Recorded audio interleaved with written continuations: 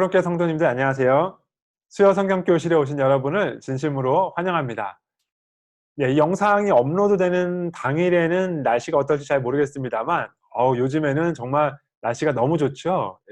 초겨울이나 늦가을에 따뜻해지는 시기라는 인디언 썸머라고 하는데요. 특별히 올해는 더 기온이 높고 여름 날씨를 경험하게 되는 것 같습니다. 네, 이 추운 겨울을 또 앞두고 또 우리에게 이런 축복이 주어졌는데요. 좋은 날씨 잘 누릴 수 있으면 좋겠고요. 또 힘겹고 어려운 시기를 보내시는 분들에게도 또 힘을 낼 수 있는 시간이 되었으면 좋겠습니다. 네, 이 시간에는 베드로전서를 저희가 같이 공부할 건데요. 오늘은 상당히 어려운 내용을 공부하려고 합니다. 그동안 이제 뭐 설거지를 하시거나 산책하시면서 이 영상을 들으셨던 분들은 오늘은 그렇게 들으시면 무슨 말인지 하나도 이해를 할 수가 없습니다. 네, 오늘은 성경을 펴고 노트를 펴고 적으시고 생각하시면서 들으셔야 이해를 할 수 있는 내용입니다. 이렇게 어려운 내용을 전해드리게 돼서 좀 죄송한 마음이 있습니다만, 네, 이 내용은 베드로전서를 읽을 때마다 많은 분들이 어려워하시고 또 힘겨워하시는 부분이라서 제가 한번 이 시간에 다뤄보려고 생각을 했습니다. 내용이 굉장히 복잡하고 또 해석이 많기 때문에 제가 어떤 결정적인 해석을 하기보다 제가 가장 동의하는 어떤 그 해석 하나를 제가 요약하고 설명해 드리는 게 나을 것 같다고 생각이 들어서요. 제가 이제 한 분의 책을 요약하면서 설명하려고 하는데, 그분은 에드먼드 클라운이라는 교수님이십니다. 웨스트민스터 신학교의 교수님이셨고요. 우리에게 잘 알려져 있기는 팀 켈러 목사님께서 자신에게 큰 영향을 끼친 그 스승 중에 한 분으로 자주 언급하시면서 많이 알려졌죠. 네, 이분이 쓰신 베드로전서 주석의 내용을 좀 요약하면서 이 어려운 구절을 한번 해석해 보도록 하겠습니다. 베드로전서 3장 18절부터 20절까지입니다. 그리스도께서도 단번에 죄를 위하여 죽으사 의인으로서 불의한 자를 대신하셨으니 이는 우리를 하나님 앞으로 인도하려 하심이라.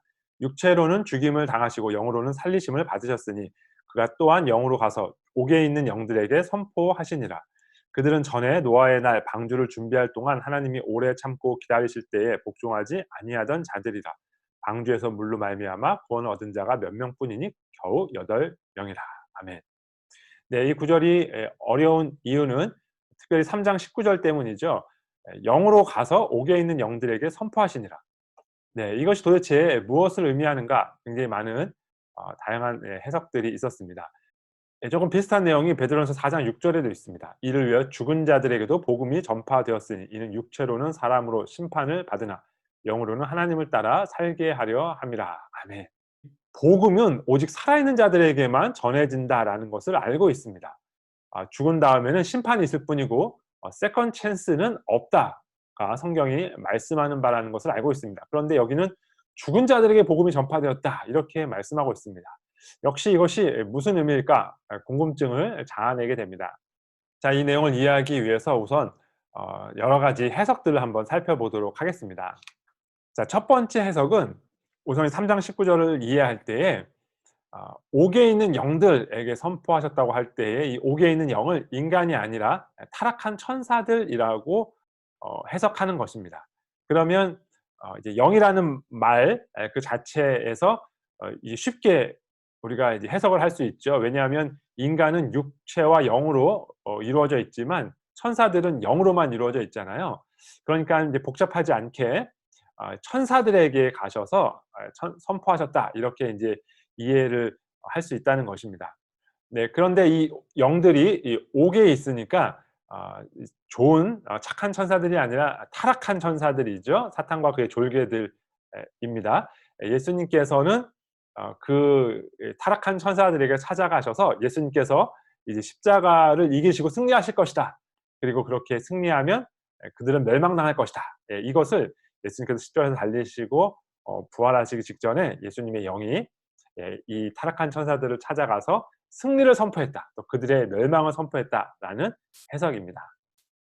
네, 그런데 이 해석은 받아들일 수가 없습니다. 왜냐하면 이 19절에 이어서 20절에서 이렇게 말씀하고 있기 때문입니다. 네, 그 옥에 있는 영들을 지금 20절에서 해석하고 있는데 뭐라고 해석하냐면 그들은 전에 노아의 날 방주를 준비할 동안 하나님이 오래 참고 기다리실 때에 복종하지 아니하던 자들이라. 이렇게 해석을 하고 있습니다. 그런데 우리가 알듯이 이 타락한 천사들은 하나님께서 오래 참고 기다리시는 존재가 아닙니다. 그들에게는 오직 심판만이 예정되어 있을 뿐입니다. 그러니까 이 노아의 방주를 준비할 동안에 하나님이 오래 참고 기다리실 그 분들은 이 타락한 천사들일 수가 없습니다. 사람이어야 하는 거죠. 그래서 우리는 이 해석을 받아들일 수가 없습니다. 자, 두 번째 해석입니다. 두 번째 해석은 앞에 18절과 연관해서 한번 해석을 하는 것인데요. 앞에 18절에 육체로는 죽임을 당하시고 영으로는 살리심을 받으셨다. 이렇게 대조를 하고 19절에서 영으로 가서 옥에 있는 영들에게 선포하셨다. 이렇게 말씀하시는 그 관계에 포커스를 둔 것입니다. 그래서 어떻게 해석한 것이냐면 이 18절에 따라서 예수님께서 십자가에서 죽으시고 그리고 부활하기 이전에 예수님의 육체는 무덤에 있었지만 예수님의 영이 어디로 내려갔냐면 지옥으로 내려간 겁니다. 옥에 있는 영들이니까 지옥으로 내려가셔서 홍수 당시에 불순종하여 죽임을 당한 그 사람들이 지금 옥에 있다라는 거예요. 감옥에 있는데 그 사람들의 영에게 가서 선포하셨다는 것입니다. 무엇을 선포하셨는가? 네, 이거는 또 다시 해석이 두 가지로 이제 나뉘어지는데요. 첫 번째 해석은 그들에게 회개할 수 있는 기회를 주셨다는 것입니다.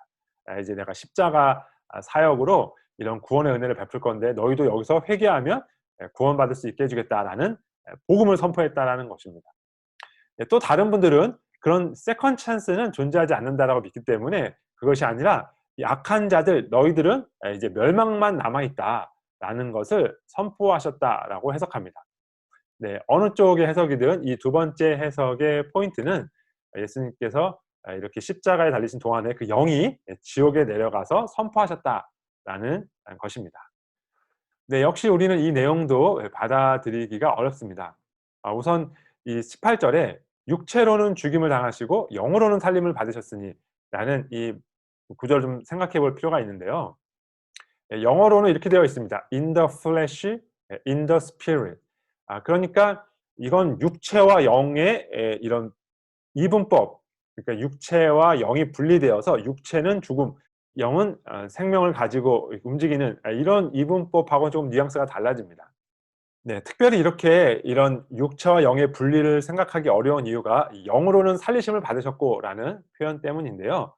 만약에 육체와 영이 있는데 육체만 죽임을 당하고 영은 살아있는 것이라면 살리심을 받았다라는 표현을 쓸 이유가 없다라는 것이죠. 계속 살아있는 것인데 육체와 분리되어 있으니까 육체만 죽임을 당했으니까 영은 계속 살아있는 것인데 그런데 살리심을 받을 이유가 없다라는 것입니다. 그러니까 이것은 그리스도가 육체와 영이 분리된 다음에 영은 저승으로 내려가는 것을 표현한 것일 수 없다라고 해석하는 것입니다. 영어 성경의 이 해석의 뉘앙스를 따라서 해석하는 것이 맞다라는 것입니다. 우리가 잘 알고 있듯이 육체라는 단어는 두 가지 의미로 해석할 수 있잖아요. 우리의 물질적인 이 육체를 말할 수도 있고 육체의 습성을 말할 수도 있는 것이죠.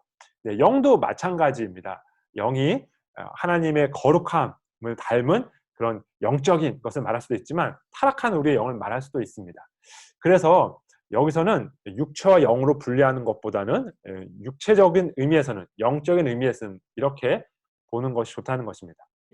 영으로 가서 라고 말할 때에 이 영은 물론 예수님의 영입니다만 이 옥에 있는 영들에게 선포한 이 주체는 노아라는 것입니다. 왜냐하면 3장 20절에 노아의 날을 말씀하고 있기 때문에 지금 이 3장 19절은 예수님께서 이 노아의 때에 노아의 입을 빌어서 이렇게 복음을 선포하셨다라는 것을 말하는 구절이라고 보는 것입니다.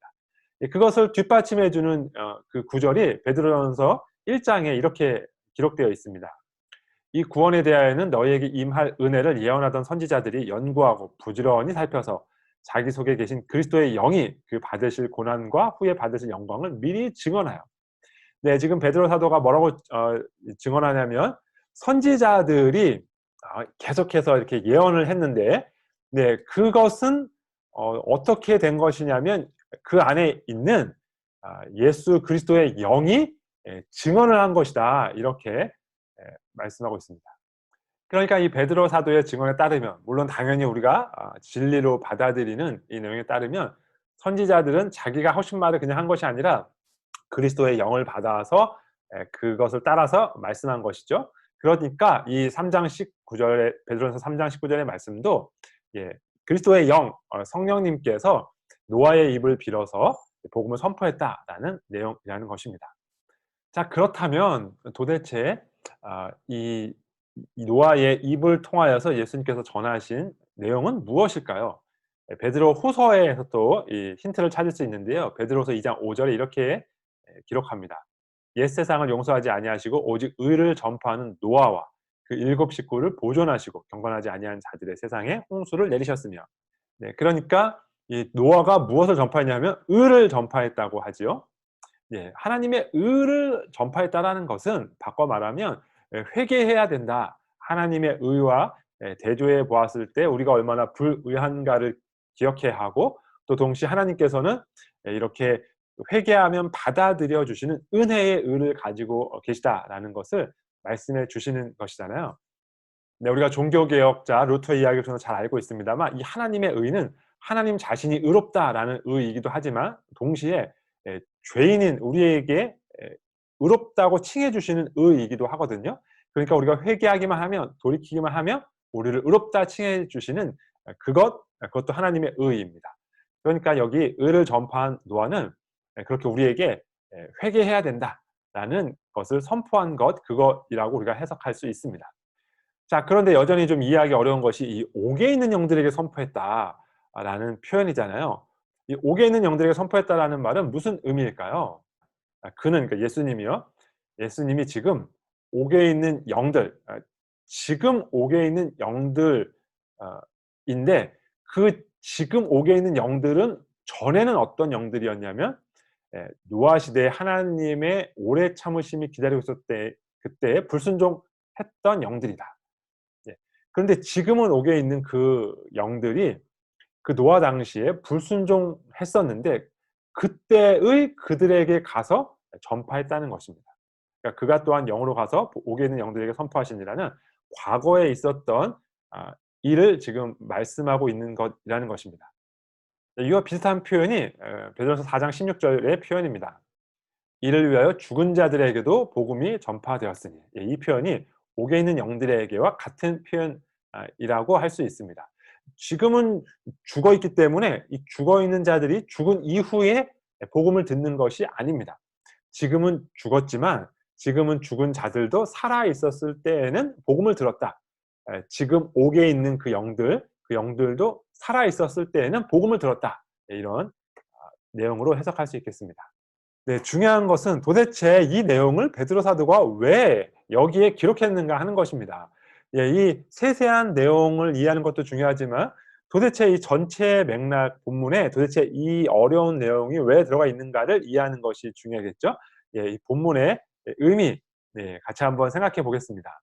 자, 우선 성경 한눈에 보기에서 말씀드렸듯이 이 베드로전서 전체의 주제는 고난입니다. 핍박입니다. 박해 가운데 있는 그리스도인들에게 소망을 주는 메시지입니다.